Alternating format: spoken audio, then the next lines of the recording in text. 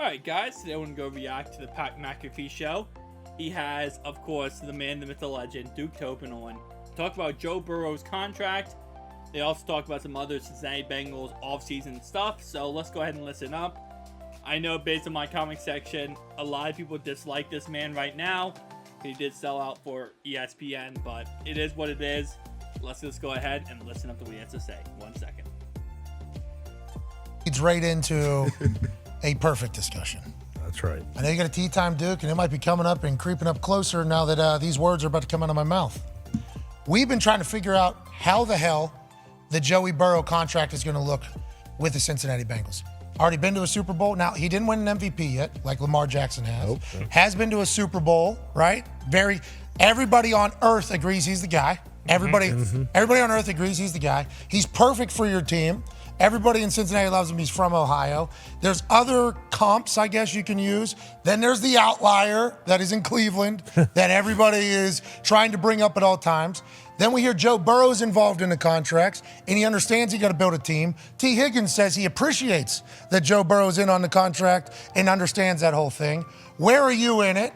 Will you talk at all about that situation with us?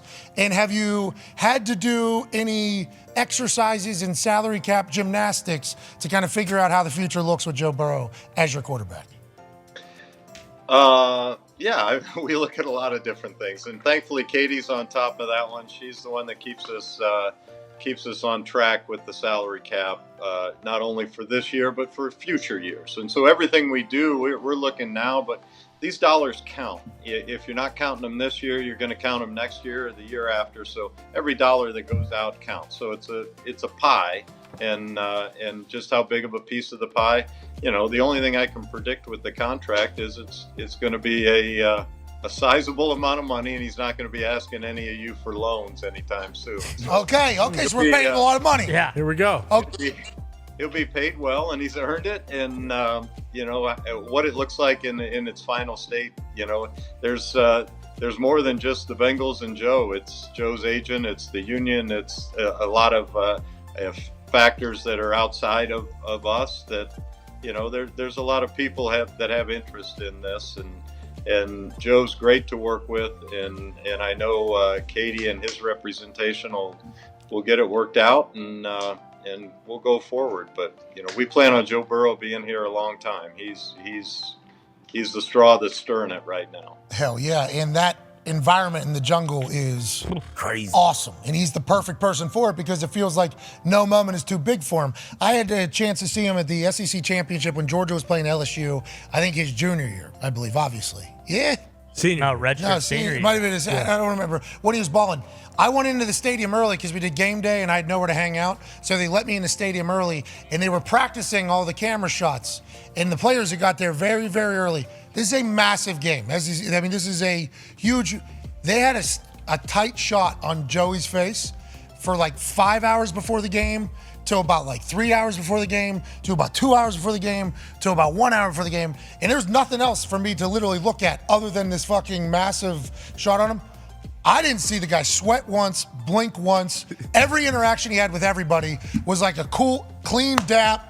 How you doing? Have a good one. I think like a janitor came over at one point that was cleaning up the field. How you do? There was nothing. It's like, this is the coolest dude of all time. Then he gets in the NFL, same exact outcome. But you had to. Joe will be Joe. That's the best way I can put it. Every single teammate who's ever been with him always says the same thing. Joe Burrow is just Joe Burrow. That's just who he is.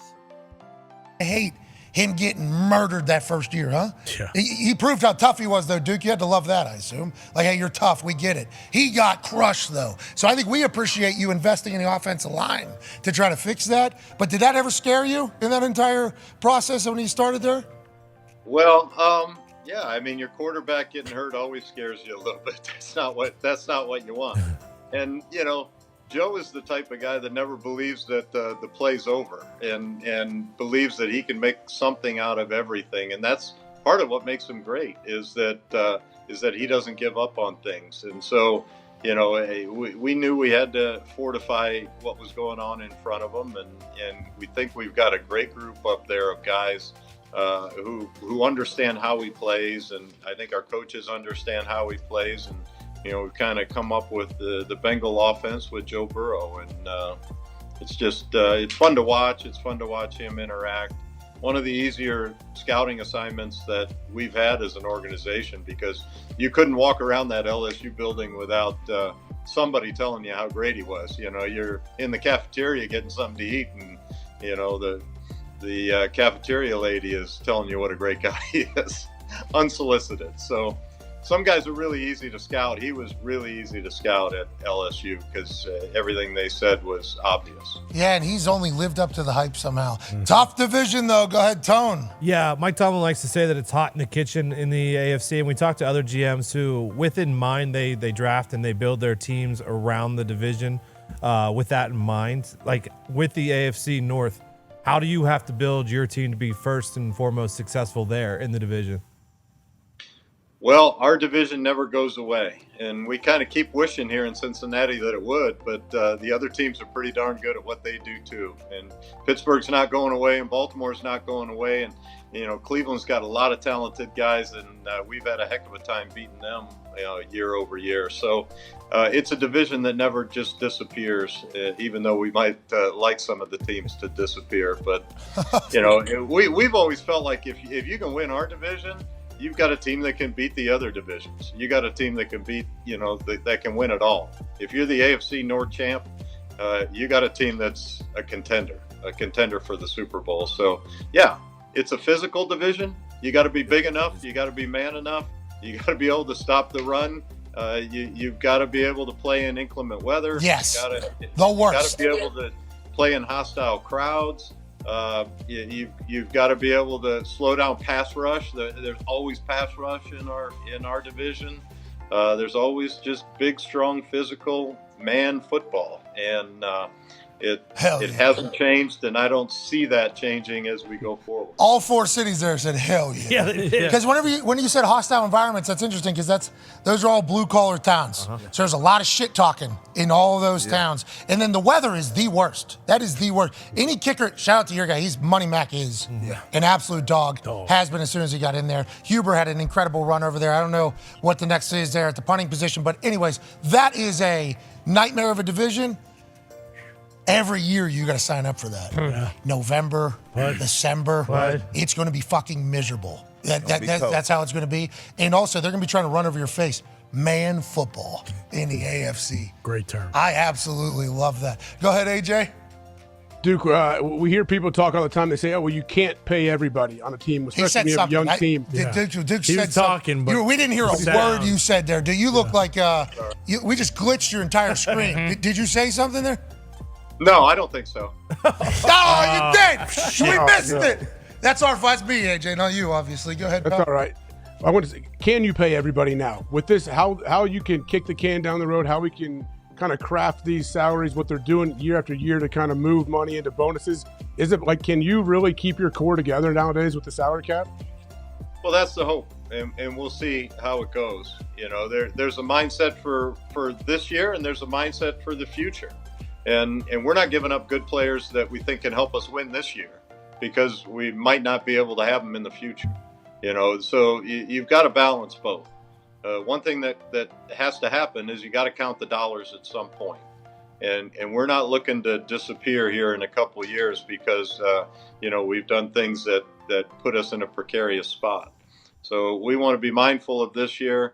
And we want to be mindful of the future. We want to keep as many good players as we can. We know there's, competition for them. When their contracts expire, they expire, and we have to be willing to replace them if we have to replace them. It's not the desire. We want the guys with life in their NFL career to finish here. We want guys to stay here and be part of our community, a part of our team, a part of our legacy long term. We want that. Doesn't always happen, but that's what we strive for. Yeah, too much good. These are the type of problems that you kind of got to run into. How do you redevelop, replenish, and replace is certainly going to be a part of your legacy as it goes forward. Feels like you got Joey Burrow, should be pretty okay. Yeah. Should be pretty okay, but a lot of incredibly talented pieces around there. Yep. And hearing you talk about having to pay it at some time and then also saying, just because we might not have a guy in the future doesn't mean I would want to get rid of him right now. I always get so confused when I hear Well, 2 years from now, his contract is up, so we don't have him next year. It's like, so we get that off our books, but we did pick up a third rounder. It's like, is that third rounder going to play as fucking good as DeAndre Hopkins is on the, like, do we not care about him play? Like, we signed a contract to play football. Our team is worse without the person. Yeah, but we don't have to pay a deal 2 years from now. That is used as an excuse in some places, Duke. You know that. Yeah. Well, you're not the only one confused by statements like that, because I'm confused by that too. You know, the goal is to win, and you win with the best players you can possibly have. And so we're not going to ship them out if they can help us win, you know, early, just because we're trying to maximize something for the future. You know, the future is now. And next year, the future will be that year. And the next year, the future will be that year.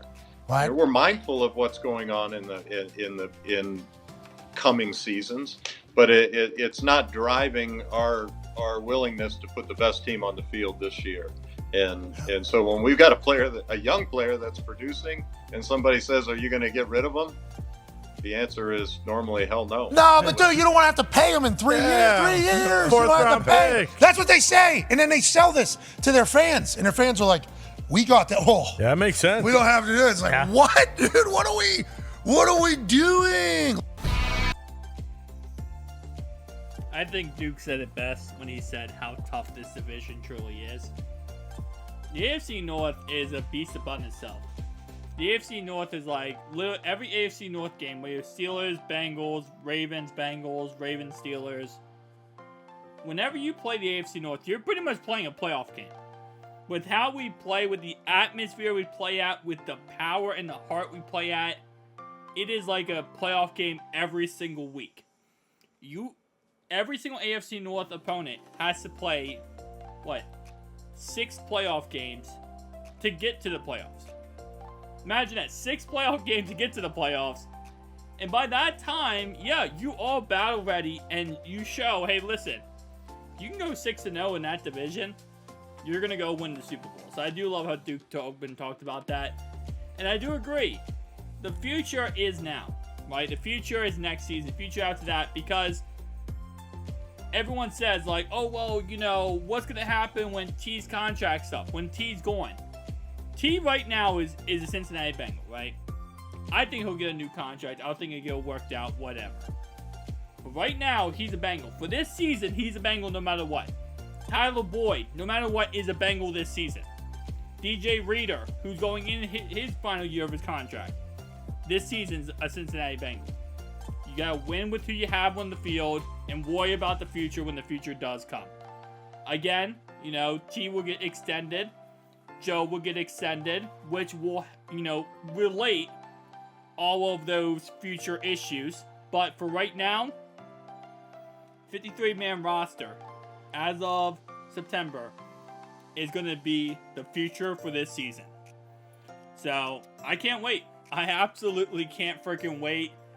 Love Duke Tobin as always. Absolutely love the guy, but it is sad, Patt McAfee, man. Because I used to love his show, but it is what it is. Guys, tell me down below your thoughts and opinions. I'll see you guys next one. Peace.